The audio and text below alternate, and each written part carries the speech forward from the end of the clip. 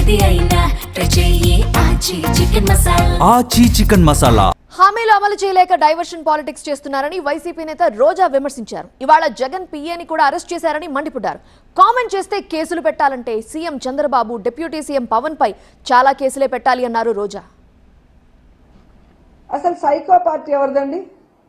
Telugu Desam party కాదా? గత 2 ఏళ్లలో సైకో పాలనతో జనాల్ని పీడించింది మీరు కాదా చంద్రబాబు నాయుడు? హరికృష్ణ సెవెన్ దగ్గర కేటీఆర్తో పొత్తుల గురించి మాట్లాడిన సైకో మీరు కాదా? జూనియర్ ఎన్టీఆర్ తల్లిని బండ బూతులు తిట్టించిన సైకో మీరు కాదా? పవన్ కళ్యాణ్ గారి తల్లిని బూతులు తిట్టించిన సైకో మీ కొడుకు కాదా? ప్రజల్లో వ్యతిరేకత వస్తుంది కాబట్టి ఏ విధంగా రెడ్ బుక్ రాజ్యాంగంతో డైవర్షన్ పాలిటిక్స్ తో కాలం గడుపుతున్నారనేది అందరికీ అర్థమవుతుంది.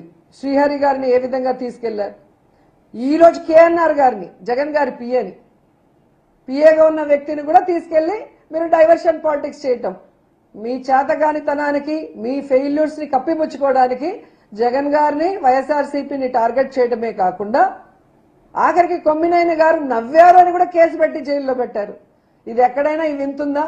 అలా గనక కేసులు పెట్టుకుంటూ పోతే తెలుగుదేశం జనసేన పార్టీలో మీతో పవన్ కళ్యాణ్తో సహా అందరూ జైల్లోనే ఉండాలి. మీరు మాట్లాడినంత నీచంగా, మీరు మాట్లాడినన్ని అబద్ధాలు, మీరు చేసినన్ని మోసాలు ఎవరు కూడా చేసి ఉండరు.